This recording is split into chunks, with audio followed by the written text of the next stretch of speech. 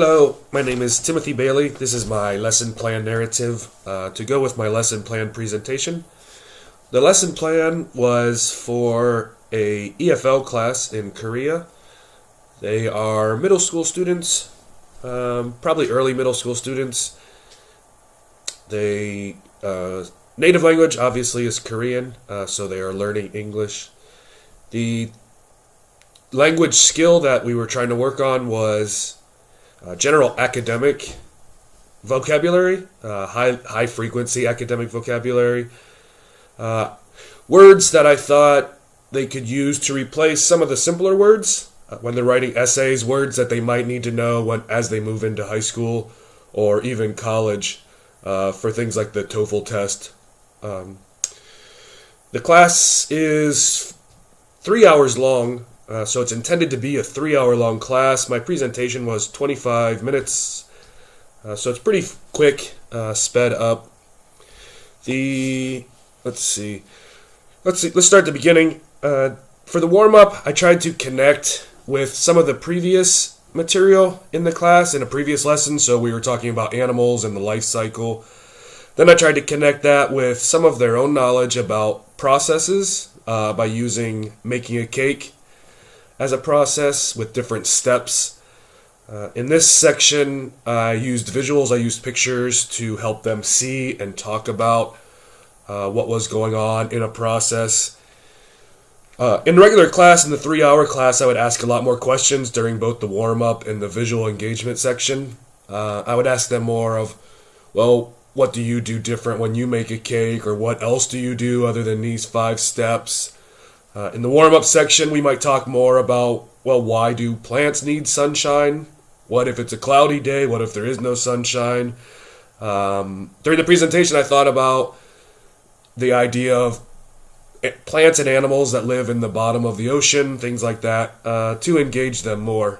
But during my presentation, I didn't have time for all of that, but I would certainly expand in the regular class with more questions and more of them telling me different ideas about what plants actually do or need, and different types of plants. For example, cactuses. We might look at that. Cactuses are plants. How do they live in deserts where there's not as much water? Things like that. Then I had the students drawing. Again, a visual, but this time a kind of an active visual on their part. So they were drawing a plant on the left side just to represent that this is the topic, and then the 2 things that plants need that we were talking about, sunshine and water. We come back to the drawing later, and of course I would give them more time for this, just to engage their drawing and their visual representation of what they're doing. Let's see. Okay, so next I had the students read quietly. I had them read twice, the first one quietly, just so they can read it by themselves and practice reading and kind of seeing or hearing the words in their head. I had them annotating. I didn't mention that, I think, in the presentation, but I would mention to them annotating. We might go over again, what is that, main ideas, or vocabulary that you don't understand, or just important ideas that they find. So anything like that.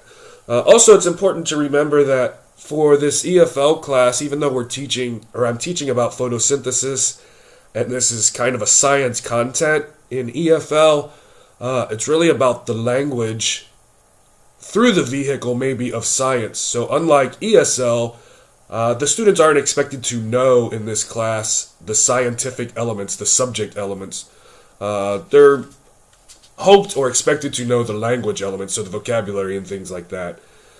So anyways, they were reading quietly, taking notes. I had them doing 2 things. I had them giving their own definition from their reading of what they think photosynthesis is, writing that down, and also quickly marking down the steps of photosynthesis. So like step 1, water gets absorbed through the roots, things like that. Step 1, step 2. Similar to what we saw in making a cake. Step 1, you gather the ingredients. Step 2, you mix the ingredients. For the next section, then, we discussed the reading. What did you find? What do you think photosynthesis is? And I solicited some answers to that. We would probably certainly talk about that more in class. in the full 3-hour class, the differences in people's definitions. Well, why did you put this? Why did you put that? Then I solicit the steps also to see what steps do we come to an agreement. I would probably write them on the board, right? What did we come up with? Step 1, discuss it. Okay, we come to a general agreement. Step 1 is the water goes through the root system to the plant, etc. After that, then, I had the students looking at the vocabulary on a worksheet. So I solicited some of the vocabulary words that students didn't know in the reading. 2 or 3 of them were on my worksheet list. So I have a worksheet list with words on the left side that are kind of just common, maybe sort of lower level ideas, beginner level vocabulary. And then on the right side, I have what I was hoping to cover 10, I think. 2, 3, 4, 5, 6, 7, 8. Yes, 10 kind of higher level academic vocabulary words. So things like we came up with catch is capture, and what else did we have? I think we talked about change is convert. So we would go over those specifically because they're on the list. But in the regular class, I would also go over the vocabulary that the students came up with that isn't on the list. So one of the students came up with the word essential. We would certainly talk about those words as well. I would also go over more detail after each reading, what was being talked about in the paragraph, what is going on. Does this have, which step of ours is in this paragraph? So on the worksheet, students were matching. They were matching the kind of lower level beginner idea to the higher level academic vocabulary on the right.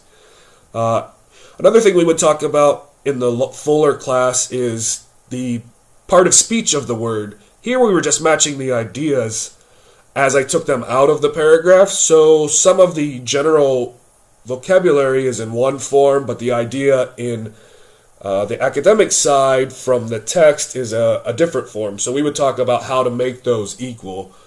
So if students wanted to use a verb, but they had over here a noun, how to make it a noun, or whatever they needed to do. There would be more work with that.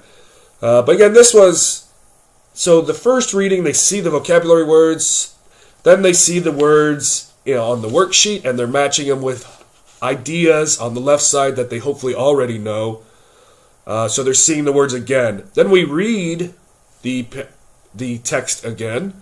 So they're seeing the ideas again. They're seeing the vocabulary for a third time. And we would stop here. Read a paragraph, talk about it, talking about the vocabulary, go to the next one. Finally, in the post-reading, I have the students doing 2 things. One is I have them finishing their drawing. In this, on the right side of their drawing, they are illustrating, kind of with arrows and some labeling, what the process is. So an arrow of water going up the root system, water absorbed the root system.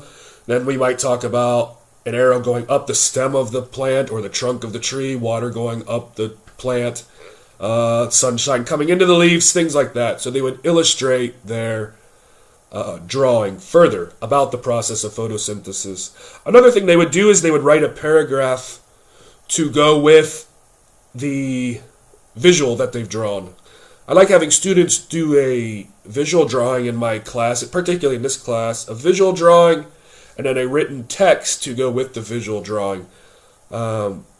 This way, if you're good at one, you have that. If you're struggling with the other, then you can still work on that.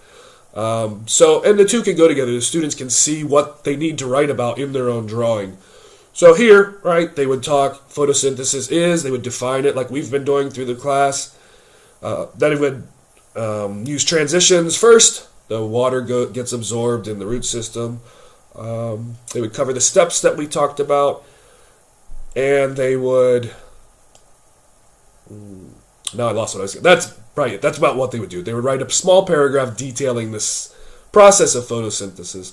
The third thing is something that I was going to have my class start doing was making Synonym index cards. So on the left side, just like on our worksheet, they put the lower level idea or vocabulary, kind of smaller. On the big side, then they put the academic vocabulary bigger so that we can see it, because we're hoping that that's what they use. So when they look at the board, they think, oh, I want to use a word like make. That's what I want to say. Plants make their own food. What's a synonym? Oh, generate. I can say generate. Plants generate their own food. That's the idea or the intention. Again, it's active. They're seeing the vocabulary for the third or fourth time. And they can use it later. They can use it in their writing. That's my lesson plan for the class. I hope it was helpful. I hope it offered some ideas. Thank you very much. Go ahead and leave comments if you would like. Thank you.